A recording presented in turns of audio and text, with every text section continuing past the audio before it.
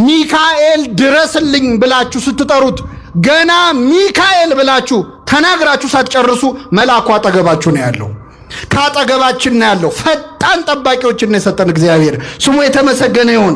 ገና ለምን ሳትጨርስ ሚካኤል ብለህ ሳትጨርስ ገና ሚ ስትል ሚካኤል አጠገብ ነው ያለው።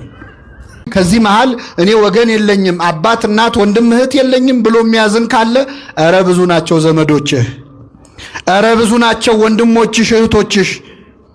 መላእክት ጾታ የሌላቸው እንደ ወንድም እንደ እህት የሚሆኑ እነ ቅዱስ ሚካኤል እነ ቅዱስ ገብርኤልን የመሳሰሉ ተቆጥረው የማያልቁ ዘመዶችን የሰጠን ማን ነው? እግዚአብሔር ነው። ከኛ ጋር ያሉት ከነርሱ ጋር ካሉት ይበልጣሉ ብላችሁ መደሰት አለባችሁ።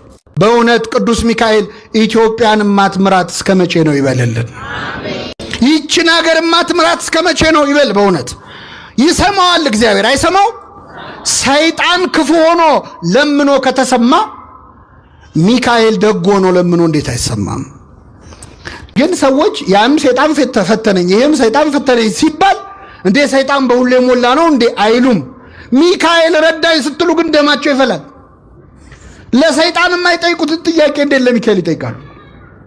በጣም ያሳዝናል። አንዳንዴ ሰዎች ከአጋንንት ጋር ፍቅር ያላቸው ይመስላል። ቅዱስ ሚካኤል ኃጢአት ተሰረየችልኝ በለለውላችን። አይገርማችሁም? በእውነት ገና ተናግሮ ሳይጨርስ እኮ ነው ኃጢአተኛ ነኝ ብሎ ሳይጨርስ መልአኩ በሮ መጥቶ ኃጢአት ተሰረየችላል። እንደዚህ አይነት ፈጣን ጠባቂዎች ስለሰጠን ስሙ የተመሰገነ ይሁን። እኔ መላእክትን የሚጠሉ ሰዎች በእውነት ልቡና አይስጣቸው። ምክንያቱም መላእክት የሌሉበት ክርስትና የለም። አሁን ሞባይላችሁ ቢጠፋ እግዚአብሔር ሰጠ እግዚአብሔር ነሳ ትላላችሁ? ሚካኤል እጅ እኮ ነው ጉድ የሆንኩት ነው የምንለው አይደለ? ምን ነው ምን አረኩ ነው የምንለው እኮ።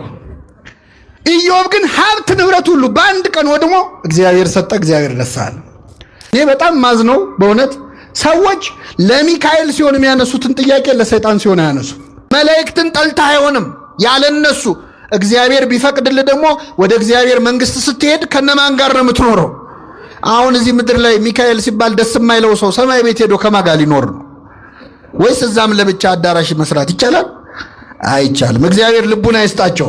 አሁን ያለነው ከመላእክት ጋር ነው። ደስ ይበላችሁ ምእመናን። አብረውን ያሉት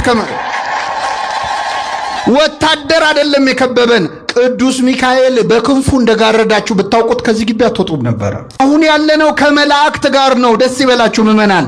አብረውን ያሉት አሁን ምእመናን እውነት ለመናገር እዚህ ጉባኤ ላይ እየተማርን እያለ አያድርገውና ሰዎች ስለት ሰይፍ ይዘው ዙሪያችንን ቢከቡን አይዟችሁ ከኛ ጋር ያሉት ከነርሱ ጋር ካሉት ይበልጣሉ ብላችሁ ቁጭ ትላላችሁ? እኔም ካልኩ ነው። እኔም ጉባኤ ብለው ጠርተው ነው ምንም የማውቀው ነገር የለም ብዬ ቀድሜም ሮጠው ነው ሊሆን ይችላል። ፈተና ሲመጣ እኮ ነው የሰው ክርስትና የሚታወቀው አይደለ? አዎ እግዚአብሔር ከአቅማችን በላይ ከመፈተን ይሰውረን። አሁን ዙሪያችሁ ያሉትን መላእክት ብታዩአቸው በእውነት እዚህ ያላችሁ ምእመናን አጠገባችሁ ያሉትን መላእክት ብዛት ብታዩ ከዚህ ግቢ በዘበኛ አትወጡም ነበር። እቺን ቃል እንዳትረሱ። ሚካኤልን የምናከብረው መልአክ ስለሆነ ሳይሆን የማን መልአክ ስለሆነ ነው? የእግዚአብሔር መልአክ ስለሆነ። የኔ ሚካኤል ልትሉ ትችላላችሁ፣ የኔ ገብርኤል ልትሉ ትችላላችሁ። ለእያንዳንዳችን እግዚአብሔር በመዓልት በሌሊት ለኃጥኡ ለጻድቁ ለምእመኑ ለመናፍቁ ለካዱት ሰዎች ሳይቀር ጠባቂ መልአክ አላቸው። በነገራችን ሰይጣን የሚል መዝሙር ይዘምራሉ ጎረቤቶቻችን። አሁን ሰይጣን ተቃጠለ፣ ሰይጣን እንዲያረኩ፣ ጠላቴ እንዲያረኩ የሚል 1000 መዝሙር አላቸው። ሰይጣን ደስ አይበል የሚል መዝሙር ይዘምራሉ። ሚካኤል ደስ ይበል ሲባል ግን ይናደዳሉ። ሰይጣን ከኔ ዞር በል የሚል መዝሙር አላቸው።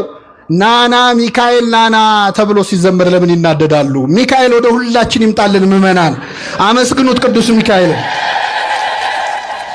ስለዚህ መጽሐፍ ቅዱስ በምንለው መጽሐፍ ውስጥ ከኦሪት ዘፍጥረት እስከ ዮሐንስ ራእይ ካነበባችሁ ከመጽሐፈ አስቴርና ከትንቢተ ሐጌ በስተቀር መላእክት የሌሉበት መጽሐፍ የለም። ኃይል የእግዚአብሔር ነው ማዳን የእግዚአብሔር። አልሰማችሁ? ብዙ ሰዎች እኔ ፌደራል ፖሊስ ሳይሆን ነው ይሄን መዝሙር የሚዘምሩት። እኔ ለምን እንደሆነ አላውቅም። ኃይል የእግዚአብሔር ነው የሚሉት ፖሊስ ሳይሆን ነው። እስቲ በሉ ኃይል የእግዚአብሔር ነው፣ ማዳን የእግዚአብሔር ነው። ምን ማለት ነው? በራሱ ማዳን የሚችል ማን ብቻ ነው? እግዚአብሔር ብቻ ነው። በሚኖረን ቀሪ ጊዜ በመዝሙረ ዳዊት መዝሙር 33 ከቁጥር 7 ላይ በሚገኝ የመጽሐፍ ቅዱስ ኃይለ ቃል መነሻነት የእግዚአብሔርን ቃል እንማራለን። የትምህርታችን ርዕስ የሚሆነው የእግዚአብሔር መልአክ በሚፈሩት ሰዎች ዙሪያ ይሰፍራል ያድናቸውማል። እግዚአብሔር ቸር እንደሆነ ቅመሱ እዩም በማለት ነቢየ እግዚአብሔር ዳዊት የተናገረው ቃል ነው። በዚህ ቃል ተነስተን እንማራለን። እስኪ ከኔ ጋር በሉ። የእግዚአብሔር መልአክ በሚፈሩት ሰዎች ዙሪያ ይሰፍራል ያድናቸውማል። በዚህ ቃል ተነስተን እንማራለን። ለአባቶቻችን ለነቢያት፣ ለአባቶቻችን ለሐዋርያት፣ ለአባቶቻችን ለሐዋርያውያን አበው፣ ለሊቃውንት በጉባኤያቸው ተገኝቶ ምስጢሩን ጥበቡን ገልጦ ያስተማረ አምላካችን እኛንም በቸርነቱ የሚረባንን የሚጠቅመንን ነገር እንዲያስተምረን እንዲመክረን የእርሱ ቅዱስ ፈቃድ ይሁንልን። ነቢየ እግዚአብሔር ዳዊት በ33ኛው መዝሙሩ ላይ የእግዚአብሔር መልአክ በሚፈሩት ሰዎች ዙሪያ ይሰፍራል፣ ምን ይላቸዋል አለ? ያድናቸዋል አለ። ነቢየ እግዚአብሔር ዳዊት የእግዚአብሔር መልአክ በሚፈሩት ሰዎች ዙሪያ ይሰፍራል ያድናቸውማል በሚለው አረፍተ ነገሩ ስለ ቅዱሳን መላእክት ዛሬ በታላቅ ክብር ስናከብረው ከዋዜማ ጀምሮ እስከ ነገ ድረስ የምናሳልፈውን ሊቀ መላእክት ቅዱስ ሚካኤልን ጨምሮ በአጠቃላይ ቅዱሳን መላእክትን በሚመለከት ጥልቅ ምስጢር ያለው አጭር ቃል ግን ምስጢሩ ብዙ የሆነ ቃል ተናግሯል። የእግዚአብሔር መልአክ በሚፈሩት ሰዎች ዙሪያ ይሰፍራል፣ ምን ይላቸዋል አለ? ያድናቸዋል። የማን መልአክ? ምዕመናን እኛ ሚካኤልን፣ ገብርኤልን፣ መላእክትን በአጠቃላይ እናከብራቸዋለን። የምናከብራቸው ግን መላእክት ስለሆኑ አይደለም። የማን መላእክት ስለሆኑ ነው? አዎ ሚካኤልን፣ ገብርኤልን፣ ኡራኤልን ሌሎቹም መላእክት ሁሉ በተፈጥሯቸው መላእክት ስለሆኑ አይደለም የምናከብራቸው። የማን መላእክት በመሆናቸው ነው። መላእክት ሆነው የእግዚአብሔር ያልሆኑ አሉ የሉም? ሰይጣንና ሰራዊቱ በተፈጥሯቸው ምንድን ናቸው? ናቸው አይደሉም? እናንተ ርጉማን ከኔ ወግዱ፣ ለሰይጣንና ለመላእክቱ ወደ ተዘጋጀ ወደ ዘላለም እሳት ሂዱ ይላል። ለሰይጣንና ለምኑ? በተፈጥሯቸው አጋንንትም መላእክት ናቸው። ከኔ ጋር ናቸው። አሁን አንዳንድ ሰው ምን ነው እግዚአብሔር እንደው ሳይቸግረው ምን አለ እንደው ሰይጣንን ባይፈጥረው ኖሮ የሚል ሰው አለ ብላችሁ አታውቁም? እንደው እግዚአብሔር ሰይጣንን ምን ነው ባልፈጠረው። እኔ ዛሬ ልነግራችሁ ነው፣ እግዚአብሔር ሰይጣንን አልፈጠረውም። ሰይጣንን የፈጠረው እግዚአብሔር አይደለም። እግዚአብሔር የፈጠረው ሳጥናኤልን ነው። ሳጥናኤል ሰማልያል የሚባል ቅዱስ መልአክ ነው የፈጠረው። ራሱን ወደ ሰይጣንነት ወደ ዲያብሎስነት የቀየረው ማን ነው? ራሱ ነው። እግዚአብሔር የፈጠረው ቅዱስ መልአክ ነው። ከተፈጠርክበት ቀን አንስቶ እስከ ወደቅክበት ጊዜ ድረስ በመንገድ ፍጹም ነበርክ ይላል ነቢየ እግዚአብሔር ሕዝቅኤል። ቅዱስ አድርጎ ነው የፈጠረው። በራሱ ተነሳሽነት ራሱን ያረከሰ የጣለ ያራቆተ ራሱ ዲያብሎስ ነው። ሰይጣን አድርጎ አልፈጠረውም። እግዚአብሔር ቅዱስ መልአክ አድርጎ ነው የፈጠረው። ስለዚህ መላእክት በተፈጥሯቸው ሁሉም መላእክት ናቸው። አጋንንትም የወደቁ ቢሆኑም በተፈጥሯቸው ምንድን ናቸው? ከኔ ጋር ናችሁ? አሁን አንዲት ሴት ልጅ ብትወልድ ልጇ አድጎ ሌባ ቢሆን ይቺ ሴት የወለደችው ልጅ ነው ወይስ ሌባ ነው? መልሱልኝ። እሷ የወለደችው ልጅ ነው። ሌባ የሆነው ማን ነው? ራሱ ነው። ስለዚህ እግዚአብሔር መልአክ ነው የፈጠረው። ከመልአክም ቅዱስ መልአክ ሊጋርድ የተቀባ ኪሩብ አሐዜ መንጦላይት የሰማዩን የብርሃን መጋረጃ የሚይዝ ቅሩበ መለኮት ለመለኮት የቀረበ ቅዱስ መልአክ ነው የፈጠረው። ራሱን ሩቅ ዱቅ ያደረገው ያራቆተው የጣለው ራሱ ዲያብሎስ ነው። ግን በተፈጥሮ መልአክ ነው። መልአክ ነው ብለን ግን አናከብረውም። ሰይጣን ስገዱልኝ ቢለን አክብሩኝ ቢለን ዓለምን ሰጣቸዋለሁ ቢለን አናከብረውም። ምክንያቱም መልአክ ቢሆንም የማን መልአክ አይደለም። ሚካኤልን ግን እናከብረዋለን። የማን መልአክ ስለሆነ?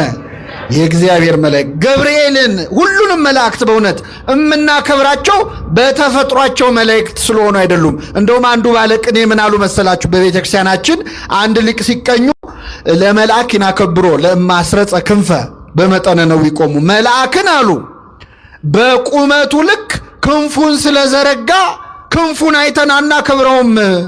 ለምን? ወፍና ትንኝም ምን አላቸው? ክንፍ አላቸው አሉ። ክንፍ ቢሆን የሚያስከብረው ወፉንም ትንኙንም እናከብረው ነበረ። ክንፉን አይተን መልአክን አናከብረውም።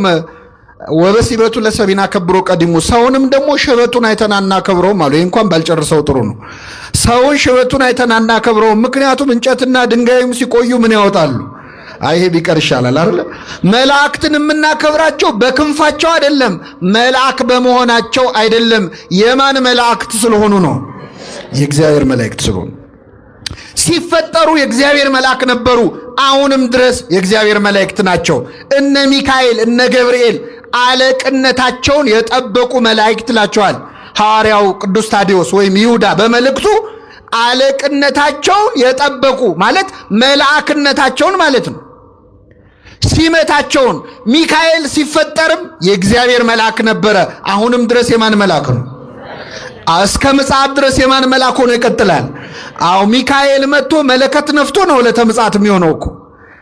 ተመልከቱ፣ እንደፈጠራቸው ያገኛቸው ናቸው። ከነስማቸው የማን መላእክት ናቸው? ስለዚህ ነቢየ እግዚአብሔር ዳዊት ምን አለ? የእግዚአብሔር መልአክ በሚፈሩት ሰዎች ዙሪያ ይሰፍራል። ምን ይላቸዋል አለ። እችን ቃል እንዳትረሱ። ሚካኤልን የምናከብረው መልአክ ስለሆነ ሳይሆን የማን መልአክ ስለሆነ ነው? የእግዚአብሔር መልአክ ስለሆነ። ሁለተኛው ምዕመናን እነ ሚካኤል እነ ገብርኤል የእግዚአብሔር መላእክት ብቻ አይደሉም፣ የእኛም መላእክት ናቸው። የእኛ ናቸው አይደሉም? ራሱ ክርስቶስ በማቴዎስ ወንጌል ምዕራፍ 18 ከቁጥር 18 ላይ ሲናገር ምን አለ መሰላችሁ? ከእነዚህ ከታናናሾቹ አንዱን እንዳትንቁ ተጠንቀቋል። እዚህ ፊት ለፊት ከተቀመጡት ከሕፃናት ዕድሜያቸው ትንሽ ነው ብላችሁ አንዳቸውን እንዳትንቋቸው። ውጪ በር ላይ ስትወጡ ከምታገኟቸው ነዳያን፣ ምጽዋት ከሚለምኑ ከድሆች መሃል ከታናናሾቹ አንዱን እንዳትንቁ ተጠንቀቁ። ምግባር የለውም ኃጢአተኛ ነው ብላችሁ አንዱን እንዳትንቁ ተጠንቀቁ አለ ክርስቶስ። ለምን? መላእክቶቻቸው በሰማያት ያለውን የአባቴን ፊት ያያሉ አለ። ምኖቻቸው? እስኪ በሉ መላእክቶቻቸው በሉ። ስለዚህ ታናሹ ሕፃንም ለራሱ ምን አለው ማለት ነው? መልአክ አለው። ለእያንዳንዳችን መልአክ አለን። ታውቃላችሁ? ምድር ላይ አሁን ጠባቂ የሚኖረው ምን አይነት ሰው ነው? እስቲ ጠባቂ ጋርዶች የሚኖረው ምን አይነት ሰው? ወይ ባለስልጣን ነው፣ ወይ ባለጸጋ ነው፣ ወይ ዝነኛ ሰው ነው። ድሃ ከሆነ ጠባቂ አይኖረውም። በምድር ላይ የሚመደብለት እንደው መንገድ ልቀቁለት ገሌ መጣ እያሉ የሚያሸረግዱ ሰዎች የሚመደብለት ሰው ወይ ገንዘብ ያለው ወይ ዝና ያለው ሰው ነው። እግዚአብሔር ግን ጠባቂ የመደበው ለዝነኞች ብቻ አይደለም፣ ገንዘብ ላላቸው ብቻ አይደለም። በቀን በሌሊት ከኛ የማይለዩ ከእናታችን ማህፀን ጀምሮ ሲጠብቁን የነበሩ በዋልንበት እየዋሉ ባደርንበት የሚያድሩ ጠባቂዎችን ለእያንዳንዳችን ሰጥቶናል። እግዚአብሔር ስሙ የተመሰገነ ይሁን። በሆነ ለእያንዳንዳችን ስለዚህ የየራሳችን መልአክ አለን ማለት ነው። ከኔ ጋር ናችሁ ምዕመናን? አሁን ደስ ብሏችሁ ነው መሄድ አለባችሁ። እያንዳንዳችሁ የየራሳችሁ ምን አላችሁ? መልአክ አላችሁ። አብሯችሁ ያደገ ያሳደጋችሁ። ያሳደገኝ መልአክ አላለም ያዕቆብ ልጆቹን ሲመርቅ? ያሳደገኝ መልአክ እነዚህን ሕፃናት ይባርክ ብሏል። በእናታችን ማህፀን ስንጸነስ ጀምሮ ጽንሱን ይጠብቃል የእግዚአብሔር መልአክ ቆሞ። ከተወለድን በኋላ ስናድግ እንደ ሞግዚት አብረውን ናቸው መላእክት። በሕይወት ዘመናችን ኃጢአት ስንሰራ ስለ ኃጢአታችን ያለቅሳሉ፣ ያዝናሉ። በጎ ነገር ስንሰራ ደስ ይላቸዋል። በጎ ስራችንን ይመዘግባሉ። ለማን ሊያቀርቡ? እባክህ ማረው ይቅር በለው ይህ ሰው መልካም ሰርቷል ሊሉ ስለኛ ይጸልያሉ። እንደውም ቅዱስ ባስልዮስ ለጠባቂ መልአክ የሚጸለይ ጸሎት በዚህ ውዳሴ አምላክ በተባለ መጽሐፍ ላይ ጽፎልናል። ጠባቂ መልአካችንን በጸሎት ሁሉ እናናግረዋለን። ለእያንዳንዳችን ጠባቂ መላእክትን የሰጠን አምላክ ስሙ የተመሰገነ ይሁን። ስለዚህ መላእክት የእግዚአብሔር መላእክት ብቻ ሳይሆኑ የማን መላእክት ናቸው? የኛም ናቸው። የኔ ሚካኤል ልትሉ ትችላላችሁ፣ የኔ ገብርኤል ልትሉ ትችላላችሁ። ለእያንዳንዳችን እግዚአብሔር በመዓልት በሌሊት ለኃጥኡ ለጻድቁ፣ ለምእመኑ ለመናፍቁ፣ ለካዱት ሰዎች ሳይቀር ጠባቂ መልአክ አላቸው። በነገራችን እግዚአብሔር የለም ለሚሉ ሰዎች ጠባቂ መልአክ አላቸው። መላእክተ ጽልመት የሚባሉ ከ99 ነገደ መላእክት መካከል አሉ። መላእክተ ጽልመት የሚባሉ የካዱ ሰዎችን ይጠብቃሉ፣ በቀን በሌሊት ይጠብቃሉ። እነዚህን ጠባቂዎች እግዚአብሔር ስለሰጠን ስሙ የተመሰገነ ይሁን። ስለዚህ መላእክት አንደኛ የማን መላእክት ናቸው አልኳችሁ? ሁለተኛ የማን ናቸው? የኛ ናቸው። በእውነት ስለ መላእክት መማር በጣም ያስፈልጋል። ምክንያቱም መላእክት በእርግጥ ስለ መላእክት ያለን ዕውቀት በጣም ትንሽ ነው። ግን ወዳጆቻችን ዘመዶቻችን ስለሆኑ ስለ እነሱ ማወቅ ያስፈልጋል። በእውነት ሰው አሁን ውጭ ሀገር ዘመድ አለኝ ብሎ ይኩራራል አይደል? ከኔ ጋር ናችሁ? አዎ ዘመድ አለ የኔ ሀገር የኔ ዘመዶች እኮ አውሮፓ አሜሪካን ያሉት ብሎ ሰው ኩፍስ ይላል። የሁላችን ዘመዶች ታላቅ ወንድሞቻችን መላእክት በሰማያት አሉ። ስለ እነሱ መስማት ደስ ይላል። ስለ ዘመድ መስማት ስለሆነ መላእክት ከኛ ቀድመው የተፈጠሩ እኛ ስንወለድ ወይም ስንፈጠር እልል ብለው እግዚአብሔርን ያመሰግኑ ነበር። በዚህ በመጽሐፈ ኢዮብ ምዕራፍ 33 ላይ እግዚአብሔር የእግዚአብሔር ልጆች እልል ሲሉ ነበር ብሏል። የእግዚአብሔር ልጆች የተባሉ መላእክት ናቸው። እኛ ስንፈጠር ደስ ሲላቸው የነበሩ ለሰው ቅን የሚያስቡ ጠባቂዎቻችን ናቸው መላእክት። ስለ መላእክት ማወቅ በጣም ያስፈልጋል። መላእክትን ሚካኤልን ገብርኤልን ስናከብር አንዳንድ ሰው ከመጽሐፍ ቅዱስ ውጭ ያለን ይመስለዋል። መጽሐፍ ቅዱስን የሚያነብ ሰው መላእክት የሌሉበት መጽሐፍ ማግኘት በጣም ይቸገራል። በዚህ መጽሐፍ ቅዱስ በምንለው መጽሐፍ ውስጥ ከኦሪት ዘፍጥረት እስከ ዮሐንስ ራእይ ካነበባችሁ ከመጽሐፈ አስቴርና ከትንቢተ ሐጌ በስተቀር መላእክት የሌሉበት መጽሐፍ የለም። በሁሉም መጽሐፍ ላይ መላእክት አሉ። የመጨረሻው መጽሐፍ እንደውም የዮሐንስ ራእይ ነው። በዮሐንስ ራእይ ደግሞ በ22ቱም ምዕራፍ ላይ መላእክት አሉ። መላእክት የሌሉበት ክርስትና፣ መላእክት ያላጀቡት ክርስቶስ እኛ እናውቅ። በክርስትና ውስጥ መላእክት አሉ። ተመልከቱ፣ ክርስቶስ ከመወለዱ በፊት በእመቤታችን ፊት መጥቶ ያበሰረው ማን ነበረ? ቅዱስ። ስለዚህ የሰው ልጅ ድነት የጀመረው በገብርኤል ነው። ጌታ ሲወለድ ሌሊቱን ሙሉ ሲዘምሩ ያደሩት እነማን ናቸው? መላእክት ናቸው። ሲወለድ የዘመሩት እነሱ ናቸው። 40 ቀን 40 ሌሊት በገዳመ ቆሮንቶስ ጾሞ ጸልዮ በዲያብሎስ ተፈትኖ ዲያብሎስን ድል ከነሳ በኋላ መላእክት ቀርበው አገለገሉት ይላል። ክርስቶስ ከመላእክት ተለይቶ አያውቅም። ወደ ምድረ በዳ ሲሄድ መላእክት አብረውት ነበሩ ይላል። በዕለተ ዓርብ በተሰቀለ ጊዜ መላእክት እኮ ነበሩ። በነገራችን ላይ ክርስቶስ በተሰቀለበት በዕለተ ዓርብ እንደ መላእክት የተጨነቀ የለም። በጣም ተጨንቀዋል። ምን አስጨነቃቸው መሰላችሁ?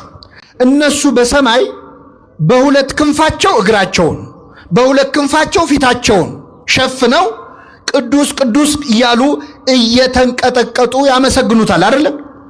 እነሱ ተንቀጥቅጠው የሚያመሰግኑት አምላክን ፊቱን ማየት አይገባንም የሚሉት አምላክ ፊቱ ላይ ምራቅ ሲተፋበት ተመልክተዋል። ፊቱን በጥፊ ሲመታ ተመልክተዋል። ተንቀጠቀጡ። በዕለተ ዓርብ አሁን ሌሊት ዛሬ ሲባል እንደምትሰሙት ጌታ ሲሰቀል ሚካኤል ዝም አለ። ገብርኤል ደግሞ ተደነቀ። እንዴት ያለ ትዕግስት ነው ብሎ ማለት ነው። እንደውም ቅዱስ ገብርኤል ሰይፉን አነሳ። የእግዚአብሔር ቸርነት ከለከለችው። ሰይፉን ጣለው ነው የሚለው። ሰይፉ ምድርን ሰንጥቆ እስከ ምጽአት ድረስ እየሄደ ነው። ለመላእክት አስጨናቂ ቀን ነበረ። በዕለተ ዓርብ እርቃኑን ሲገፉት፣ በአደባባይ የሾህ አክሊል ሲደፉበት ቅዱስ ሚካኤል ቅዱስ ገብርኤል ተጨንቀዋል። ሰራዊተ መላእክት ተረብሸዋል። እርቃኑን በአደባባይ ሲሰቀል በክንፎቻቸው መጥተው ስጋውን ሸፍነውታል። ስለማይታዩ እኛ እርቃኑ ተሸፍኖ አልታየንም።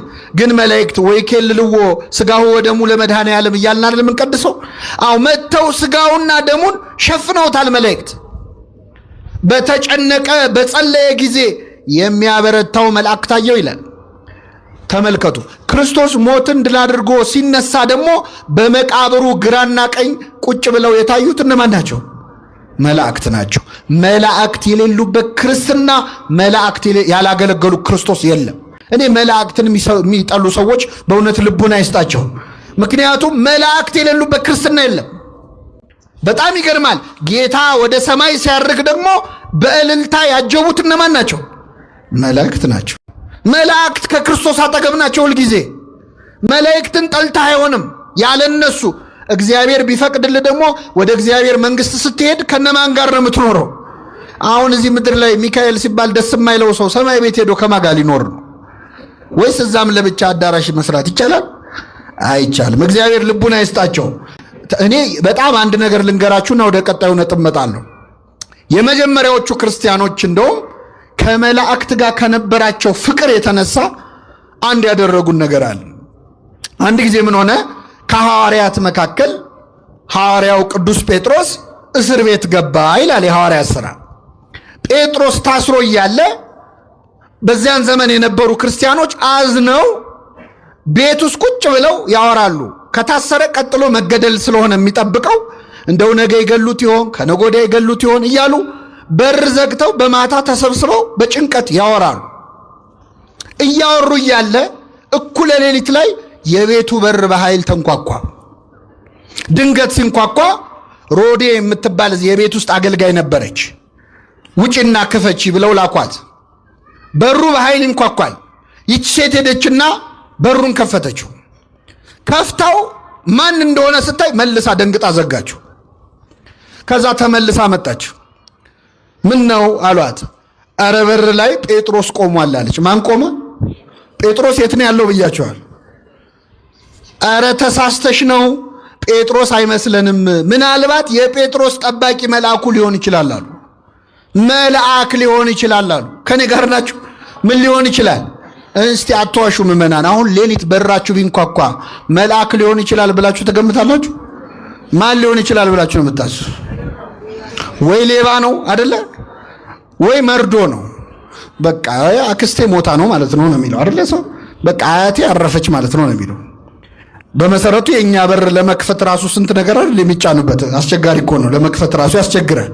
ይቺ ሴት ግን ሄዳ ስትነግራቸው መልአክ ነበረ፣ መልአክ ሊሆን ይችላል አሉ። የመጀመሪያዎቹ ክርስቲያኖች በር ሲንኳኳ መልአክ ሊሆን ይችላል ብለው የሚገምቱ ነበሩ። ይህን ያህል ቅርብ ናቸው ማለት ነው። የመላእክቱን ፍቅር በሁላችን ይሳልብን።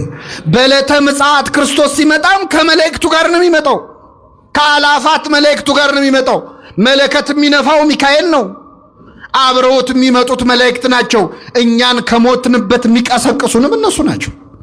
ወደዛኛው ዓለም ወደ እግዚአብሔር እቅፍ ይዘውን የሚሄዱትም እነሱ ናቸው። ቢፈቅድልን ደግሞ የምንዘምረውም ከመላእክት ጋር ነው። ዝማሬ መላእክትን ለሁላችን ያሰማን።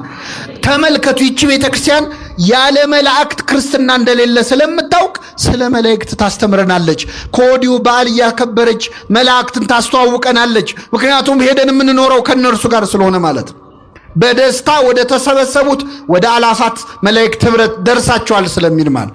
ስለዚህ ስለ መላእክት ማወቅ ያስፈልጋል አያስፈልግም? ያስፈልጋል። እኔ በእውነት ስለ መላእክት ጥቂት ነገሮች ልንገራችሁ። አንደኛ መላእክት በጣም ብዙ ናቸው። መጽሐፍ ቅዱስ ስለ መላእክት ቁጥር ሲናገር ምን ይላል መሰላችሁ? 1000 ጊዜ 1000 ይላል። እስኪ በሉ 1000 ጊዜ 1000። አሁን እንዳታባዙ ታደራችሁ። 1000 ጊዜ 1000 ማለት ብዙ ለማለት ነው። አላፋት ጊዜ አላፋት ይላል። መላእክት ቁጥራቸው በጣም ብዙ ነው። መላእክት ስንት እንደሆኑ ቁጥራቸው ማወቅ ከፈለጋችሁ ግን እኔ ቀላል ሂሳብ ልነግራችሁ ነው ዛሬ። እግዚአብሔር ዓለምን ሲፈጥር ሰው ሲፈጥር መጀመሪያ የፈጠረው ሰውዬ ማን ነው? ማንን የፈጠረው? አዳም አይደል? ከአዳም አንስቶ እስካሁን ድረስ የሞቱ ሰዎች አሉ አይደል? መቃብር ውስጥ ያሉ የሉ? ብዙ ናቸው። በጣም ጥሩ። አሁን ምድር ላይ ያለው የሰው ልጅ ስንት ነው? 8 ነው 9 ቢሊዮን ደረስን አሉ። 7 ቢሊዮን ነው። ጥሩ ነው ይሁን። 7 ቢሊዮን ሰው አለ ምድር ላይ። ካሁን በኋላ አሁን ያለነው ስንሞት ደግሞ ከዚህ በኋላ የሚወለዱ እስከ ጌታ ምጽአት ድረስ ደግሞ አሉ አይደለም? ከመጀመሪያው ሰው አዳም አንስቶ እስካሁን የሞቱት ሰዎች ከሞት ቢነሱ አሁን ምድር ላይ ያለው 9 ቢሊዮን ህዝብ ደግሞ 7 ቢሊዮን ህዝብ ደግሞ የተኛው ከእንቅልፉ ተነሳ ቢባል ሁሉም ቢቆም ከዚህ በኋላ ደግሞ እስከ ምጽአት ድረስ የሚወለዱ ልጆች አሁኑን ቢወለዱ ለእያንዳንዱ ሰው በራሱ ጸጉር ልክ መልአክ ይደርሰዋል። በምኑ ልክ? አሁን ሂሳቡ ቀላል ነው አይደለ? መደመር ከፈለጋችሁ መጀመሪያ የምትቆጥሩት ምናችሁን ይቻላል። የተላጨ ተገላገለ መሰለኝ። ቀዳዳውንም ቢሆን ቁጠሩት፣ ግድ የለም ብቻ ተመልከቱ። አሁን መላእክትን መቁጠር አይቻልም ማለት ነው፣ ብዙ ናቸው። ሌላው አባቶቻችን ሲገልጹ የመላእክትን ቁጥር ዓለም ከተፈጠረ ጀምሮ ዝናብ ሲዘንብ ነበር አይደል? ከዘመነ ኖህ ጀምሮ እንኳን ይዘንብ ነበር። ዓለም ከተፈጠረ አንስቶ እስካሁን የዘነበው ዝናብ ጠብ ጠብ ጠብ ያለው ነጠብጣቡ ቢቆጠር መላእክት ከዛ በላይ ናቸው። በአጠቃላይ መላእክት ብዙ ናቸው ማለት ነው። አሁን ይህንን ትምህርት ስናገር መላእክት ብዙ ናቸው ስል አንዳንድ ሰው እዚህ ቁጭ ብሎ እኔ ኑሮ አናቴ ላይ ወጥቶብኛል፣ መላእክት ብዙ አነሱ እኔ ምን አገባኝ ልትሉ ትችላላችሁ። እነዚህ ሁሉ መላእክት ከማን ጋር ናቸው? ደስ ይላል አይልም? አመስግኑ እንጂ እግዚአብሔር። ይሄ ሁሉ ቁጥር የኛ ዘመዶች ናቸው። እነዚህ ሁሉ የኛ ወገኖች ናቸው። ይህንን ሁሉ ዘመድ ያበዛልን አምላክ ስሙ የተመሰገነ ይሁን። ከራሳችን ጸጉር በላይ በእውነት ከዝናብ ነጠብጣብ በላይ የሆኑ ወገኖችን የሰጠን ማን ነው? እግዚአብሔር ነው። ብዙ ናቸው መላእክት። ስለዚህ ከዚህ መሃል እኔ ወገን የለኝም፣ አባት እናት ወንድም እህት የለኝም ብሎ የሚያዝን ካለ ኧረ ብዙ ናቸው ዘመዶችህ፣ ኧረ ብዙ ናቸው ወንድሞችሽ እህቶችሽ። መላእክት ጾታ የሌላቸው እንደ ወንድም እንደ እህት የሚሆኑ እነ ቅዱስ ሚካኤል እነ ቅዱስ ገብርኤልን የመሳሰሉ ተቆጥረው የማያልቁ ዘመዶችን የሰጠን ማን ነው? እግዚአብሔር ነው። ከኛ ጋር ያሉት ከነርሱ ጋር ካሉት ይበልጣሉ ብላችሁ መደሰት አለባችሁ። ምን ሆነ መሰላችሁ? በዚህ በመጽሐፈ ነገሥት ላይ አንድ ታሪክ ተፈጽሟል። እስራኤላውያንና ሶርያውያን ጦርነት ላይ ናቸው። እንግዲህ እስራኤል ሁሌ ጦርነት ላይ ነች፣ አሁንም ጦርነት ላይ ነች አይደለም? እግዚአብሔር ሰላምን ያምጣልን። እስራኤል ከሶርያ ጋር ጸብ ላይ ነበረች። ጸብ ላይ ሆነው ሶርያውያን እስራኤልን እንውጋ ይሉና ይነሳሉ። ተነስተው በዚህ ተራራ ሄደን እንውጋቸው ብለው እዛ ተራራ ላይ ሲደርሱ የእስራኤል ጦር እዛ ቦታ ላይ ቀድሞ ይገኛል፣ ይወጋቸዋል። ሳይጠብቁ አደጋ ይጥልባቸዋል፣ ያሸንፋቸዋል። ይመለሳል። የሶርያ ጦር ደግሞ በዚያ ጋር እንሂድ ብሎ አስልቶ መንገድ መርጦ ሲጠብቃቸው እስራኤል እዛ ቀድመው ደርሰው ያጠፏቸዋል። መጨረሻ የሶርያው ንጉሥ ምን አለ? አይ እኛ መሃልማ ሰላይ አለ፣ ከኛ ዘንድ ወሬ እየወሰደ ለእስራኤላውያን የሚናገር ነገር የሚያበላሽ ወሬ የሚያደርስ ሰላይ ከኛ መሃል አለ፣ አውጡ ብሎ ወታደሮቹን ሰበሰባቸው። ከኔ ጋር ናችሁ ምዕመናን?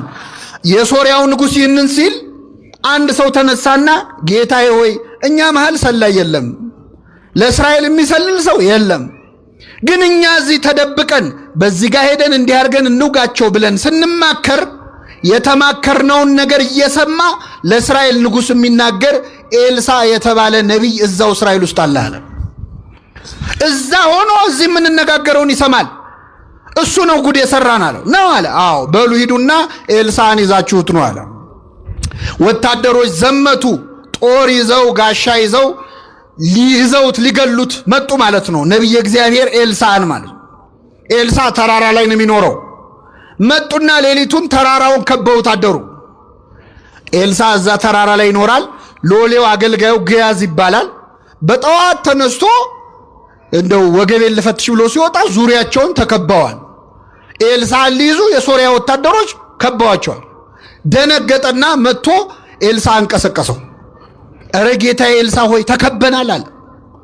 ምን ነው አለው። እረ ዙሪያችንን ሶርያውያን ከበውናል፣ እሳት ይዘዋል፣ ስለት ይዘዋል፣ እባክህ ድረስልን አለ። ይሰማል። ስለ እስራኤል ሳወራ እኮ ችግር መጣ። ልቀጥል አይደለ? ተከበናል አለ የኤልሳ አገልጋይ ግያዝ። ዙሪያችንን ተከበናል ጌታዬ ሆይ ብሎ ኤልሳን ነብዩን ቀሰቀሰው። ነብዩ ምን አለ? አይዞህ አትፍራ፣ ከኛ ጋር ያሉት በሉ እስኪ ከነርሱ ጋር ካሉት ይበልጣሉ።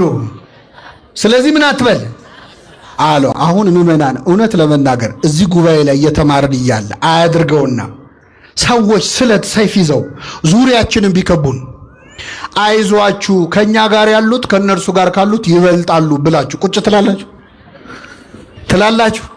እኔም ካልኩ ነው። እኔም ጉባኤ ብለው ጠርተውኝ ነው ምንም የማውቀው ነገር የለም ብዬ ቀድሜም ሮጠው ነው ሊሆን ይችላል። ፈተና ሲመጣ እኮ ነው የሰው ክርስትና ነው የሚታወቀው አይደል? አዎ እግዚአብሔር ከአቅማችን በላይ ከመፈተን ይሰውረን። ከኛ ጋር ያሉት ከነርሱ ጋር ካሉት ምን ይላሉ? አዎ ይበልጣሉ። ግን ጌታዬ ሆይ እንሽሽ እባክህ አለው። ከዛ ይህን ጊዜ ኤልሳ ምን አለ? ጌታ ሆይ የዚህን ደካማ ባሪያ አይኑን አብራለታል። ይህ ሰው አይኑ አያይም እንዴ? ያያል። የልቡ አይንን የማያየው አይኑን ሲያበራለት ዙሪያቸውን በእሳት ሰረገላ ተከበዋል። መላእክት አብረዋቸው ናቸው። ይህንን ሲያይ ተረጋጋ። መላእክት ለካ ኤልሳ ያለበትን ተራራ በእሳት ሰረገላ አጥረውታል። ያ ተራራ የማን ነቢይ ስላለበት ነው በመላእክት የተከበበው? የማን ነቢይ? አሁን ያለነው እኮ የእግዚአብሔር ነቢይ ያለበት ቦታ አይደለም። ይህ ቤት የማን ቤት ነው? የእግዚአብሔርን ቤት ስንት መላእክት ይከቡት ይሆን? አሁን ዙሪያችሁ ያሉትን መላእክት ብታዩአቸው፣ በእውነት እዚህ ያላችሁ ምዕመናን አጠገባችሁ ያሉትን መላእክት ብዛት ብታዩ ከዚህ ግቢ በዘበኛ አትወጡም ነበረ። አይናችን ስለማያይ እንጂ በእሳት ሰረገላ የተከበበች የእግዚአብሔር ዙፋን ቅድስት ቤተክርስቲያን ነች። አሁን ያለነው ከመላእክት ጋር ነው። ደስ ይበላችሁ ምዕመናን። አብረውን ያሉት ወታደር አይደለም የከበበን። ቅዱስ ሚካኤል በክንፉ እንደጋረዳችሁ ብታውቁት ከዚህ ግቢ አትወጡም ነበረ። ቅዱሳን መላእክት አብረውን ናቸው። ተመልከቱ። ከኛ ጋር ያሉት ከነርሱ ጋር ካሉት ምን ይላሉ? ይበልጣሉ። እንዲህ የምንልበትን ልቡና ያድለን። መላእክት ምዕመናን ሌላው በጣም ፈጣኖች ናቸው። አንደኛ ረቂቃን ናቸው። አይጨበጡም፣ አይዳሰሱም። የመላእክት ርቀት አባቶቻችን ሲናገሩ ከነፋስ እሳት ይረቃል፣ ከእሳት ነፋስ ይረቃል፣ ከነፋስ ነፍስ ትረቃለች፣ ከነፍስ መላእክት ይረቃሉ፣ ከመላእክት የመላእክት ሐሳባቸው ይረቃል፣ ከመላእክት ሐሳብ እግዚአብሔር ይረቃል ይላሉ። ረቂቃን ናቸው። አይጨበጡም፣ አይዳሰሱም። ሚካኤል ገብርኤል አይጨበጡም፣ አይዳሰሱም። እንደውም የሚገርም ነገር ልንገራችሁ። አሁን እኛ ሁለት ሰዎች ጠባብ መንገድ ላይ ብንገናኝ አንደኛው ሰው ለማለፍ ለሌላኛው ሰው መንገድ ይለቃል አይደል? ሚካኤልና ገብርኤል ግን መንገድ ላይ ቢገናኙ ሚካኤል ገብርኤልን አሳልፈኝ አይለውም። ወሐለፈ መልአክ በውስተ መልአክ ይላል። መልአኩም በመልአኩ ውስጥ አለፈ ይላል። ሚካኤል በገብርኤል ውስጥ እስኪያልፍ ድረስ ረቂቃን ናቸው፣ ፈጣኖች ናቸው። ምዕመናን የመላእክትን ፍጥነት የሚያሳይ አንድ ነገር ልንገራችሁ። የመላእክት ፍጥነት የኛን ሐሳብ ያህል ነው። የኛን ምን ያህል ነው? ለምሳሌ አሁን እዚህ ቤተክርስቲያን የመጣችሁት ወይ ከቤታችሁ ነው ወይ ከመስሪያ ቤት ነው አይደል? ወይ ከትምህርት ቤት ነው። ወደዚህ ስትመጡ ከሥራ ቦታ ወይ ከቤታችሁ አንስቶ እዚህ ቤተክርስቲያን ድረስ ያለውን መንገድ አቋርጣችሁ ነው የመጣችሁት ነው አይደለም? ስትመለሱ ደግሞ ከቤተ ክርስቲያን እስከየት ድረስ ትሄዳላችሁ? መንገዱን ምን አድርጋችሁ አቋርጣችሁ አይደል? እስቲ አሁን በሐሳባችሁ ወደ ቤታችሁ ተመለሱ። በሐሳባችሁ ይቻላል አይቻልም? ወይስ ሄዳችኋል? ቀድማችሁ አላችሁ አይደለ? በሐሳብ ቤት መመለስ ይቻላል አይቻልም? በሐሳብ ስትመለሱ ወደ ቤታችሁ መንገድ አቋርጣችሁ ነው? ታክሲ ይዛችሁ ነው ትሄዱት? በአንዴ በሐሳብ ቤት መድረስ ይቻላል አይቻልም? ኧረ እንወሻሽ። በሐሳብ አውሮፓና አሜሪካ ያልዞራል። ለዚህ መሃል ፓስፖርት አያስፈልግ፣ ቪዛ አያስፈልግ፣ ዓለምን እንዞራለን እኮ። ስለዚህ በሐሳብህ የፈለከው ቦታ በቅጽበት መድረስ ይቻላል አይቻልም? ሚካኤል ፍጥነቱ የኛን ሐሳብ ያህል ነው። ምዕመናን ሚካኤል ድረስልኝ ብላችሁ ስትጠሩት ገና ሚካኤል ብላችሁ ተናግራችሁ ሳትጨርሱ መልአኩ አጠገባችሁ ነው ያለው። ካጠገባችን ነው ያለው። ፈጣን ጠባቂዎችን ነው የሰጠን እግዚአብሔር ስሙ የተመሰገነ ይሁን። ገና ለምነህ ሳትጨርስ ሚካኤል ብለህ ሳትጨርስ ገና ስትል ሚካኤል አጠገብ ነው ያለው። ይህን በምን አወቅን? ትንቢተ ኢሳይያስ ምዕራፍ 6 ላይ ተነዋላ። ነቢየ እግዚአብሔር ኢሳይያስ እግዚአብሔርን ከፍ ባለ ዙፋን ላይ ተቀምጦ አየሁት አለ። ንጉሡ ዖዝያን በሞተበት ዓመት እግዚአብሔርን አየሁት። ወዮልኝ ኃጢአተኛ ሰው ነኝ፣ ከንፈር የረከሰብኝ ነኝ ብዬ አለቀስኩኝ። ገና አልቅሶ ሳይጨርስ ኃጢአተኛ ነኝ ብሎ ሳይጨርስ ቅዱስ ቅዱስ ከሚሉት ከመላእክት መካከል ሱራፌል ከተባሉት የመላእክት ነገድ መሃል አንዱ ሱራፊ እሳት በጉጠት ይዞ መጥቶ ኃጢአት ተሰረየችልህ አለኝ ይላል ቅዱስ ሚካኤል። ኃጢአት ተሰረየችልህ ይበለን ለሁላችን። አይገርማችሁም? በእውነት ገና ተናግሮ ሳይጨርስ እኮ ነው ኃጢአተኛ ነኝ ብሎ ሳይጨርስ መልአኩ በሮ መጥቶ ኃጢአት ተሰረየችልህ። እንደዚህ አይነት ፈጣን ጠባቂዎች ስለሰጠን ስሙ የተመሰገነ ይሁን። የእግዚአብሔር መልአክ በሉ እስኪ በሚፈሩት ሰዎች ዙሪያ ይሰፍራል። ምን ይላቸዋል? አሁን ነገ የሚካኤል በዓል እናከብራለን አይደል? የሚካኤል በዓል እዚህ ብቻ ነው እንደሚከበረው? ሌላ ቦታ አይከበርም? አዲስ አበባ ውስጥ ብዙ ቦታ አለ አይደል? ከአዲስ አበባ ውጭስ አለ አይደል? ከኢትዮጵያ ውጭስ? አሁን አንዳንድ ሰዎች ምን ያሳስባቸዋል? ነገ ሚካኤል በዓል ሲከበር ሚካኤል የት ነው የሚሄደው? ቦሌ ሚካኤል ነው የሚሄደው? መርካቶ ያለው ሚካኤል ነው የካ ነው የሚሄደው ብለው የሚጨነቁ ሰዎች አሉ። መላእክት በሁሉ ቦታ የሞሉ አይደሉም። በሁሉ ቦታ የሞላ ማን ነው? እግዚአብሔር ነው። ታዲያ እናንተ እዚህ ሚካኤል ሚካኤል ስትሉት እዛም ያሉት ሚካኤል ሚካኤል ሲሉት ሚካኤል እንዴት ያዳርሳል ብለው የሚጨነቁ ሰዎች አሉ። በጣም ይገርማቸዋል። እኔ ኃጢአተኛው እዚህ ጋር ቆሜ የምናገረውን ንግግር እዚህ ያላችሁ ትሰማላችሁ? አሰሙ። እዚህ የሌሉ ሰዎች እንዲሰሙ ማድረግ ይቻላል አይቻል? በምን? እዚህ ፊት ለፊት ያሉት መቅረጫ ካሜራዎች፣ ስልኮች ቀርጸው ዓለም ሁሉ እንዲሰማ ማድረግ ይችላሉ አይችሉም? ሰው የሰራው ካሜራ ዓለምን መድረስ ከቻለ እግዚአብሔር የሰራው ሚካኤል ዓለምን መድረስ ይችላል አይችልም? እንዴት ያለ አስተሳሰብ ነው! እንዴት መናናቅ ነው ከእግዚአብሔር ጋር! እኛ የሰራነው ቆርቆሮ እንኳን ዓለም ይደርሳል እኮ። ቅዱስ ሚካኤል ዓለምን ደርሶ መርዳት አይችልም ብሎ ማሰብ እንዴት ያለ ነገር ነው! መላእክት በአንድ ቦታ ሆነው ቅድም ነግሬያቸዋለሁ። ኤልሳ እስራኤል ሆነው የሶሪያ ወሬ ይሰማ ነበር አይደል? ነው አይደለም? ሲጀመር መላእክት አሁን ቅድም የጠቀስኩትን ጥቅስ ለዚህ ማስረጃ አድርጌ ልድገመው። የእግዚአብሔር መልአክ በሉ እስኪ በሚፈሩት ዙሪያ ይሰፍራል። አሁን የቁጥር ጥያቄ ልጠይቃችሁ ነው። የእግዚአብሔር መልአክ ሲል አንድ ነው ብዙ ነው? አይደለም። የእግዚአብሔር መላእክት አይደለም ቢለው የእግዚአብሔር ምን ስንት ነው? የእግዚአብሔር መልአክ በሚፈሩት ዙሪያ ይሰፍራል። ምን ይላቸዋል? መልአኩ ስንት ነው? በጣም ጥሩ። የእግዚአብሔር መልአክ አንዱ መልአክ እግዚአብሔርን የሚፈሩ ሰዎች ስንት ናቸው? ስንት ናቸው? የት ነው የሚኖሩት? ቦሌ ሚካኤል አካባቢ ነው የሚኖሩት? በዓለም ሁሉ ነው አይደለ? እግዚአብሔርን የሚፈሩ መልአኩ ስንት ነው? የእግዚአብሔር መልአክ አንዱ ሚካኤል ማለት ነው። እግዚአብሔርን በሚፈሩት ሰዎች ዙሪያ ምን ይላል? ይሰፍራል። ሚካኤል ብቻውን እግዚአብሔርን በሚፈሩ ሰዎች ዙሪያ ምን ይላል? ያድናቸውማል። የተመሰገነ ይሁን እግዚአብሔር። በእውነት አመስግኑ። አንዱ መልአክ። አሁን ይህን ስላችሁ መላእክት በሁሉ ቦታ የሞሉ ናቸው አላልንም፣ እኛ አልወጣንም። በሁሉ የሞላ ማን ነው? መላእክት በቦታ ይወሰናሉ? አዎ ይወሰናሉ። ቦታም አላቸው። ዓለም መላእክት ኢዮር፣ ራማ፣ ኤረር የሚባሉ ከተሞች ሁሉ አሏቸው። በዚህ ሲሆኑ በዛ ይታጣሉ። ይሄ ያለ ነው። በሁሉ የሞላ እግዚአብሔር ነው። መላእክት ግን በጸጋ በሁሉ ቦታ መገኘት ይችላሉ። እንኳን እነሱ ቅድም እንዳልኳችሁ በዚህ በኢንተርኔት እኔም ብዙ ቦታ አገኛለሁ። እኛ ኃጢአተኞቹ መገኘት ችለናል። ሰው በሰራው ቆርቆሮ።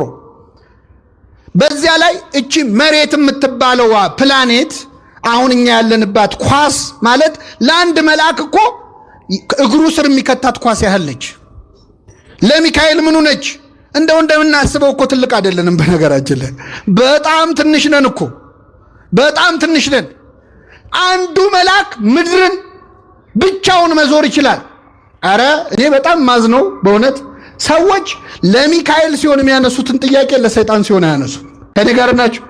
ለምሳሌ እዚህ ሰፈር ያለን ሰው ኃጢአት እንዲሰራ የሚፈታተነው ማን ነው? መልሱልኝ። ሌላ ሰፈር ያለውንስ? ሰይጣን ነው አይደለ? ሌላ ሀገር ያለውንስ? ሰይጣን በሁሉ የሞላ ነው እንዴ? አይደለም። ግን ሰዎች ያም ሰይጣን ፈተነኝ ይሄም ሰይጣን ፈተነኝ ሲባል እንዴ ሰይጣን በሁሉ የሞላ ነው እንዴ አይሉም። ሚካኤል ረዳኝ ስትሉ ግን ደማቸው ይፈላል። ለሰይጣን የማይጠይቁትን ጥያቄ እንዴት ለሚካኤል ይጠይቃሉ? በጣም ያሳዝናል። አንዳንዴ ሰዎች ከአጋንንት ጋር ፍቅር ያላቸው ይመስላሉ። ሰዎች ያም ሰይጣን ፈተነኝ ይሄም ሰይጣን ፈተነኝ ሲባል እንዴ ሰይጣን በሁሉ የሞላ ነው እንዴ አይሉም። ሚካኤል ረዳኝ ስትሉ ግን ደማቸው ይፈላል። ለሰይጣን የማይጠይቁት ጥያቄ እንዴ ለሚካኤል ይጠይቃሉ። በጣም ያሳዝናል። አንዳንዴ ሰዎች ከአጋንንት ጋር ፍቅር ያላቸው ይመስላሉ። ሰይጣን የሚል መዝሙር ይዘምራሉ ጎረቤቶቻችን። አሁን ሰይጣን ተቃጠለ፣ ሰይጣን እንዲያረኩ፣ ጠላቴ እንዲያረኩ የሚል 1000 መዝሙር አላቸው። ሰይጣን ደስ አይበል የሚል መዝሙር ይዘምራሉ። ሚካኤል ደስ ይበል ሲባል ግን ይናደዳሉ። ሰይጣን ከኔ ዞር በል የሚል መዝሙር አላቸው። ናና ሚካኤል ናና ተብሎ ሲዘመር ለምን ይናደዳሉ? ሚካኤል ወደ ሁላችን ይምጣልን። ምዕመናን አመስግኑት ቅዱስ ሚካኤል። ሰይጣን ዞር በልልኝ ከኔ ወግድ ብሎ ከመዘመር ናና ሚካኤል ናና ብሎ መዘመር ይሻላል አይሻልም? አሁንኛ ከሰይጣን ጋር ምን አሯሯጠን? ካማተብን ይበቃዋል። እሱ ዞር ይላል። ናና ሚካኤል ናና ግን እንላለን። ገብርኤልን ግን እንጠራዋለን። ለሰይጣን አንደበት የለንም። ለመላእክት ግን ዘምረን አንጠግብም፣ እናመሰግናቸዋለን። ስለዚህ የእግዚአብሔር መልአክ በሚፈሩት ሰዎች ዙሪያ ይሰፍራል። ምን ይላቸዋል? ያድናቸዋል። መላእክት በሁሉ የሞሉ ባይሆኑም በረድኤት በጸጋ ግን በያሉበት ስፍራ ተገኝተው መርዳት፣ ማገዝ፣ ማዳን ሁሉ ይችላሉ። የመጨረሻ ተናግሬ ጠቀልላለሁኝ።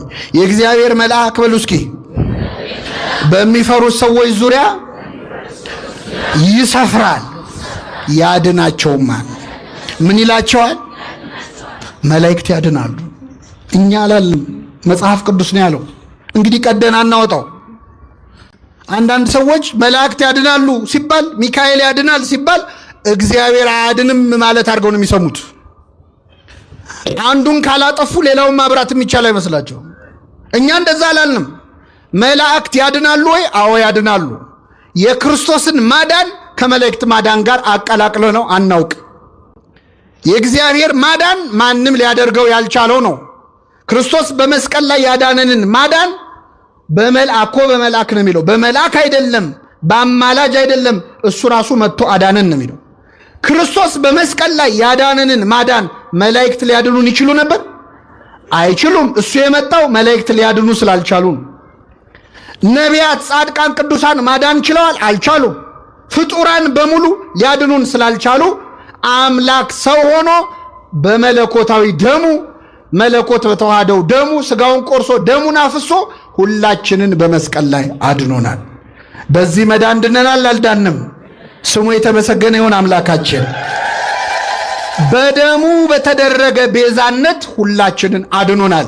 መላእክት ያድናሉ ስንል ግን ይህንን ማዳን አይደለም። ክርስቶስ መስቀል ላይ ያዳነንን ማዳን አይደለም። አማርኛው ስለተመሳሰለ ነገሩ ይመሳሰላል ማለት አይደለም። ቃሉ ይመሳሰላል፣ ግን ሐሳቡ የተለያየ ነው። ይህንን መጽሐፍ ቅዱስ በብዙ መልኩ ለእግዚአብሔር ተናግሮ ለፍጡራን የተናገረው ብዙ ነገር አለ። አንዱ ማዳን ነው። እነ ሚካኤል እነ ገብርኤል የሚያድኑን ማዳን ምን አይነት ማዳን ነው? በመጀመሪያ ማዳን የእግዚአብሔር የባህሪ ገንዘቡ ነው። ማዳን የእግዚአብሔር የራሱ የሆነ ገንዘቡ ነው። ኃይል የእግዚአብሔር ነው። ማዳን የሚል መዝሙር አታውቁም? ኃይል የእግዚአብሔር ነው፣ ማዳን የእግዚአብሔር። አልሰማችሁ? ብዙ ሰዎች እኔ ፌዴራል ፖሊስ ሲያዩ ነው ይህን መዝሙር የሚዘምሩት። እኔ ለምን እንደሆነ አላውቅም። ኃይል የእግዚአብሔር ነው የሚሉት ፖሊስ ሲያዩ ነው። እስቲ በሉ ኃይል የእግዚአብሔር ነው፣ ማዳን የእግዚአብሔር ነው። ምን ማለት ነው?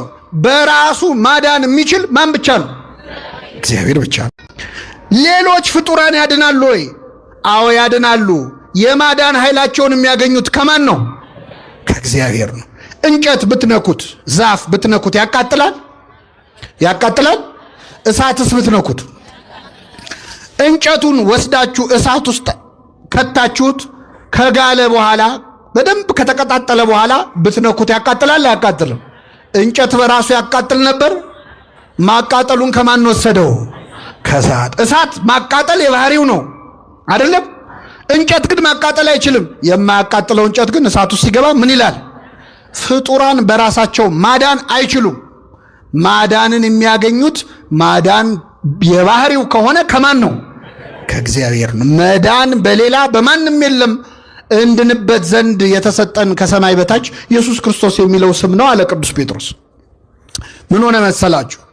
ሁለት ደቀ መዛሙርት ጴጥሮስና ዮሐንስ ወደ ምኩራብ ሊጸልዩ ሄዱ ይላል በሐዋርያት ሥራ ላይ ምዕራፍ 4። ወደ ምኩራብ ሊጸልዩ ሲሄዱ በር ላይ አንድ ሰውነቱ ሽባ የሆነ ሰው ወድቆ ባልጋ ላይ ሆኖ ይለምናል። እባካችሁ እርዱኝ ብሎ ማለት ነው። እባካችሁ እንደው ስጡኝ ትንሽ ገንዘብ ብርና ወርቅ ብሎ ይለምናል። ይህን ጊዜ ጴጥሮስና ዮሐንስ አዩት። ጴጥሮስ አየውና ዞር ብሎ ብርና ወደኛ ተመልከት እስኪ በሉ፣ ወደኛ ተመልከት። ወደ ማንም ተመልከት ያለው እኛ ማነን? ጴጥሮስና ዮሐንስ። ቅዱሳንን መመልከት ወደ እግዚአብሔር መመልከት ነው። ወደኛ ተመልከት፣ ብርና ወርቅ የለንም፣ ያለንን ግን እንሰጣለን። ብርና ወርቅ አቤት! ሐዋርያት ብርና ወርቅ የላቸውም ነበር። አይገርምም? ሐዋርያ የዛሬ አገልጋዩም ብርና ወርቅ አለው አይፈውስም እንጂ፣ ሐዋርያት ግን ብርና ወርቅ የለንም፣ ያለንን እንሰጣለን። በናዝሬቱ በኢየሱስ ክርስቶስ ስም ተነሳና ተመላለስ አለው። ወዲያውኑ ያ ሰውዬ ተነሳ፣ አብሯቸው መቅደስ ገብቶ ሰገደ፣ እግዚአብሔርን አመሰገነ ይላል። አሁን ይሄ ሰውዬ ተፈወሰ። ሲፈወስ ፈሪሳውያን ደነገጡና ጴጥሮስና ዮሐንስን አሳሰሯቸው። ሸንጎ ፊት አቀረቧቸው። ምንድነው የሰራችሁት አሏቸው። ምንድነው የሰራችሁት? እንዴት ልታድኑ ቻላችሁ? እዚህ ላይ እንኳን ፈሪሳውያንም ማመስገን አለበት። አሁን ዘንድሮ ሰው ከዳነ እንኳን ዳነ ነው እንጂ እንዴት ዳነ አንልም አይደል? እነሱ ግን ያጣራሉ። እንዴት አዳናችሁ? እንዴት ልታድኑት ቻላችሁ ይህን ሰውዬ ብለው ጠየቋቸው። ጴጥሮስ ምን አለ? በምን እንድናድን ትፈልጋላችሁ? መዳን በሌላ በማንም የለም፣ እንድንበት ዘንድ የተሰጠን ኢየሱስ ክርስቶስ የሚለው ስም ነው አለ። ስሙ የተመሰገነ ይሁን አምላካችን። እኛ በምን እናድናለን? በክርስቶስ ስም ነው የምናድነው። ሰቅላችሁ በገደላችሁት በናዝሬቱ በኢየሱስ ክርስቶስ ስም ነው። ጴጥሮስ ይህንን ሽባ አድኖታል አላዳነው? በማን ስም? በኢየሱስ ክርስቶስ። ገብርኤል ያድናል አያድንም? በማን ስም? ሚካኤል በማን ስም ነው ያድነው? አሁን ቅዱስ ሚካኤልን አግኝታችሁ ብትጠይቁት ታድናለህ ወይ ብትሉት መዳን በሌላ በማንም የለም፣ እኔም ማድናችሁ በክርስቶስ ስም ነው የሚለው። ድንግል ማርያም ታድናለች አታድንም? በማን ስም? በልጇ በክርስቶስ ስም። መዳን በሌላ በማንም የለም። በሌላ የሚለውን ለድንግል ማርያም የሚጠቅሱ ሰዎች አሉ። ድንግል ማርያም ሌላ ናት እንዴ? ሚካኤል ሌላ ነው እንዴ? መዳን በሌላ እኮ ነው ያለው። ቅዱሳን ሌላ አይደሉም። እነሱ የእግዚአብሔር ገንዘቦቹ አገልጋዮቹ ናቸው። ቅዱሳን በእግዚአብሔር ስም ያድናሉ። እግዚአብሔር ያለ ቅዱሳንም ያድናል። ቅዱሳን ግን ያለ እግዚአብሔር ማዳን አይችሉም። ለምን? ኃይል የእግዚአብሔር ነው፣ ማዳን የእግዚአብሔር። ስለዚህ የእግዚአብሔር መልአክ በሚፈሩት ሰዎች ዙሪያ ይሰፍራል። ምን ይላቸዋል? ያድናቸዋል። እኔ አንድ ጥያቄ ጠይቃችሁ አበቃለሁ። የእግዚአብሔር መላእክት ቅዱሳን መላእክት ይረዱናል፣ ያማልዱናል፣ ያድኑናል። ብዙ ጊዜ ሰዎች ጥያቄ ሲያበዙብን ተሸማቀን አንዳንዴ ለመመስከር እንቸገራለን። እና እኔ አንድ ጥያቄ ልጠይቃችሁ። አንድ ሰው አሁን እዚህ ቅዱስ ሚካኤል ቤተክርስቲያን መጥቶ ሚካኤል ሆይ ከአምላክ በተሰጠ ስልጣን አማልደ ከዚህ በሽታዬ አድነኝ ብሎ ይህ ሰውዬ ለሚካኤል ተስሎ ዳነ። ይህንን ሰውዬ ያዳነው ማን ነው? ሚካኤል ነው ወይስ እግዚአብሔር? አይሰማም። በጣም ጥሩ። እሺ ሌላ ጥያቄ ልጠይቃችሁ። መጽሐፍ ቅዱስ ላይ ኢዮብ የሚባል ሰው ታሪክ ተጽፏል አይደለም? መጽሐፈ ኢዮብ ላይ መላእክት ሁሉ በእግዚአብሔር ፊት ለመቆም መጡ ይላል። ሲመጡ ሰይጣንም መጣ፣ እግዚአብሔር ፊት ቆመ። ከወዴት መጣ አለው እግዚአብሔር። ዓለምን ዞርኳት ተመላለስኳት አለ። እየሰማችሁ ነው? ዓለምን ምን አልኳት? እኛ ድሮ ትምህርት ቤት ስንማር ማጅላን ነው ዓለምን የዞረው አይደለ? ግን ሰይጣንም ዞሯል ለካ። አያችሁ? ዓለምን ዞርኳት ተመላለስኳት አለ። አሁን ዓለምን የሚዞረው ሰይጣን ለጥሩ ነው ለመጥፎ ነው? ዓለምን ለማበላሸት ነው አይደለ? ሰይጣን ዓለምን ለመተናኮል የሚዞር ከሆነ ሚካኤል ዓለምን ለመታደግ ይዞራል አይዞርም? ይዞራል። ከዛ ምን አለው እግዚአብሔር? ባሪያዬን ኢዮብ አየኸው አለው። ባሪያዬን ኢዮብ አየኸው፣ እንዴት አይነት ጻድቅ ሰው እንደሆነ እንዴት ቅን እንደሆነ ተመለከትክልኝ አለ። እግዚአብሔር አየህልኝ የሚለው ሰው መሆን እንዴት መታደል ነው በእውነት። አየኸው እንዴት አይነት ቅን እንደሆነ አለ። አይ እሱ ቅን ባይሆን እኮ ነው የሚገርመው። ምን አጉድለህበታል? ሀብት ሰጥተኸዋል፣ ንብረቱ ሞልቶታል፣ ተርፎታል። 10 ልጆች ሰጥተኸዋል፣ ባለጸጋ ነው፣ ጤናው የተሟላ ነው፣ ትዳሩ ያማረ ነው። ምን አጎደልክበት? ከነዚህ አንዱን ብታነሳበት ግን ይሰድብሃል አለ። እግዚአብሔር ምን አለው? ሂድ የወደድከውን አድርግበት፣ ሕይወቱን ግን እንዳትነካ አለው። ምኑን እንዳትነካ? እንዳትገድለው፣ ግን የፈለግከውን አድርግበታል። በጣም ጥሩ አለ። ሰይጣን ፍቃድ አገኘ። ከማን ነው የተፈቀደለት? ሄደና የኢዮብን ሀብት ንብረቱን በአንድ ቀን አወደመበት። በሚሊዮን የሚቆጠር ሀብቱን ንብረቱን፣ ከብቶቹን፣ ያለውን ነገሩን፣ እርሻውን ሁሉ በአንድ ቀን አወደመበት። ኢዮብ ወሬውን ሲሰማ እግዚአብሔር ሰጠ። የእግዚአብሔር ስም ምን ያለ ይሆን አለ። አይገርምም? አሁን ሞባይላችሁ ቢጠፋ እግዚአብሔር ሰጠ እግዚአብሔር ነሳ ትላላችሁ? ሚካኤል እጅ እኮ ነው ጉድ የሆንኩት ነው የምንለው አይደለ? ምን ነው ምን አረኩ ነው የምንለው እኮ። ኢዮብ ግን ሀብት ንብረት ሁሉ በአንድ ቀን ወድሞ እግዚአብሔር ሰጠ እግዚአብሔር ነሳ አለ። ሰይጣን ቀጥሎ ምን አረገ? 10 ልጆቹን በአንድ ቀን ገደለበት። ስንት ልጅ? አይከብድም? 10 ልጅ በአንድ ቀን። እንደው አንድ ሁለቱ ቢተርፉ ምን አለ? 10 ልጆቹ ሞቱበት። ሰይጣን ተንኮሉን አያችሁ? መጀመሪያ ልጆቹን አልገደለበት። መጀመሪያ ቢገልበት በኋላ ሀብቱ ሲጠፋ እንኳን ሀብቴ ልጆቼም ጠፍተዋል ይላል፣ ጦሴን ይዞ ሄድ ይላል። ስለዚህ በመጀመሪያ በሀብቱ ፈተነው፣ ቆይቶ 10 ልጆች ገደለበት። እግዚአብሔር ሰጠ። ከዚያ ምን አለ ሰይጣን? ከራስ ፀጉሩ እስከ እግር ጥፍሩ በቁስል መታው። ሰውነቱ ቆሰለ። የገዛ ቁስሉ እስኪሸተው ደረሰ። በሸክላ ነበር፣ በገል ነበር የሚያከው፣ ቁስሉን የሚያከው። ቁስሉ እስኪሸተው ደረሰ። እግዚአብሔር ሰጠ፣ እግዚአብሔር ነሳ። አሁን ጥያቄ ልጠይቃችሁ። ኢዮብ ላይ መከራ ያወረደበት ማን ነው? እግዚአብሔር ነው ወይ ሰይጣን? እግዚአብሔር ነው ወይ ሰይጣን ነው? በጣም ጥሩ መልሳችኋል። ሰይጣን ነው አይደለም? እሺ ቅድም አንድ ሰውዬ እዚህ ቤተክርስቲያን መጥቶ ሚካኤል ወይ ከአምላክ አማልደ ካለብኝ በሽታ አድነኝ አለ። ቅዱስ ሚካኤል አማልዶ ይህን ሰውዬ ፈወሰው። ይህን ሰውዬ ያዳነው ሚካኤል ነው ወይስ እግዚአብሔር ነው ስላችሁ ምን አላችሁ? እግዚአብሔር። ሰይጣን እግዚአብሔር ጋር ቀርቦ አስፈቅዶ በኢዮብ ላይ መከራ ወረደበት። ኢዮብ ላይ መከራ ያወረደው ማን ነው? ሰይጣን ነው ወይስ እግዚአብሔር ነው ስላችሁ ማን አላችሁ? ሰይጣን አላችሁ። ምንድነው ሚካኤል ስሙ እንዲጠራ ሰይጣን መሆን አለበት ወይ ነው? ምን ማለት እንደፈለኩ ላብራራላችሁ። ለሰይጣን ኢዮብ ላይ መከራ እንዲያወርድበት ፍቃድ የሰጠው ማን ነው? ለሚካኤል አንድን በሽተኛ እንዲፈውስ ፍቃድ የሰጠው ማን ነው? ስለዚህ እግዚአብሔር ሁለቱንም የፈቀደ እሱ ነው አይደለ?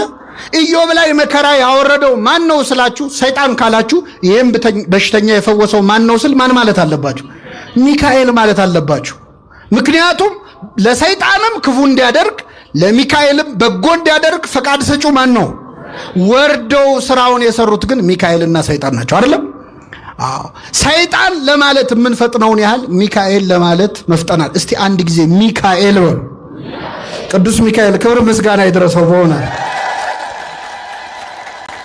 የመጨረሻ አንድ ጥያቄ ልጠይቃችሁ። ሰይጣን እግዚአብሔር ፊት ቆሞ የጠየቀው ፍቃድ የጠየቀው ለኢዮብ ክፉ ለማድረግ ነው ወይስ መጥፎ ነገር ለማድረግ ነው?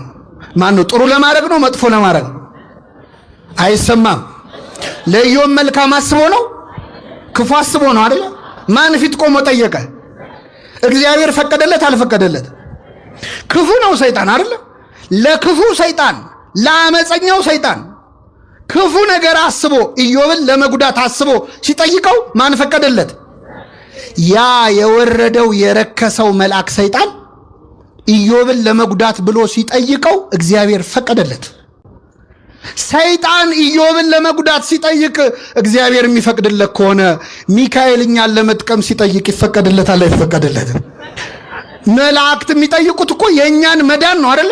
ሁሉ መዳንን ይወርሱ ዘንድ ለማገዝ የሚላኩ መላእክት አይደሉምን? ደስ ይበላችሁ ምእመናን፣ ሚካኤል ስለኔ ስላንተ ተንበርክኮ ምህረት እስክናገኝ ድረስ እግዚአብሔር ፊት ይለምናል፣ ይጸልያል። እግዚአብሔር የሚካኤልን ጸሎት ይሰማል አይሰማም? የመላኩን ጸሎት ይስማልን እግዚአብሔር። አይተነዋል። ትንቢተ ዳንኤል ዘካርያስ ምዕራፍ 1 ቁጥር 12 ላይ 70 ዓመት ሙሉ የተቆጣቸውን እስራኤላውያንን የማትምራቸው እስከ መቼ ነው አለ። እስኪ በሉ የማትምራቸው እስከ መቼ ነው? ሚካኤል እንደዚህ ነው የሚለው፣ እስከ መቼ አትምራቸው? በእውነት ቅዱስ ሚካኤል ኢትዮጵያን ማትምራት እስከ መቼ ነው ይበልልን። ይህችን ሀገር ማትምራት እስከ መቼ ነው ይበል። በእውነት ይሰማዋል እግዚአብሔር አይሰማው? ሰይጣን ክፉ ሆኖ ለምኖ ከተሰማ ሚካኤል ደግ ሆኖ ለምኖ እንዴት አይሰማም? የዮና ልጅ ስምዖን ሆይ ሰይጣን እንደ ስንዴ ሊያበጥራችሁ ለመነ ይላል። ሰይጣን የእኛን እምነት ለማበላሸት እኛን እንደ ስንዴ ለማበጠር ይለምናል። ቅዱስ ሚካኤል ደግሞ ማራቸው ማራቸው እያለ ይለምናል። እንደዚህ ለእኛ መዳን የሚንሰፈሰፉ ሁሉ መዳንን እንዲወርሱ የሚካኤል ልመናው ምኞቱ ምን እንደሆነ ታውቃላችሁ? እዚህ ግቢ ውስጥ ካለ ሰው አንድም ሰው ገነት ሳይገባ እንዳይቀር ነው። አንድም ሰው ወደ እግዚአብሔር መንግሥት ሳይገባ እንዳይቀር ነው ልመናው ሚካኤል። የዋሁ መልአክ ልመናው ይሄ ነው። እንደ ሰይጣን ክፉ አይደለም የሚያስበው። ሰይጣንን እንኳን የማያስቀይመው የዋሁ መልአክ እግዚአብሔር ይገስጽ ከማለት በላይ ክፉ ቃል ካፉ የማይወጣው ቅዱስ ሚካኤል ለኛ መዳን ነው የሚለምነው። ለኛ መዳን የሚለምኑ መላእክትን ስለሰጠን ስሙ የተመሰገነ ይሁን። የእግዚአብሔር መልአክ በሚፈሩት ሰዎች ዙሪያ ይሰፍራል። ምን ይላቸዋል? የሰማነውን በልቡናችን ያሳድርብን።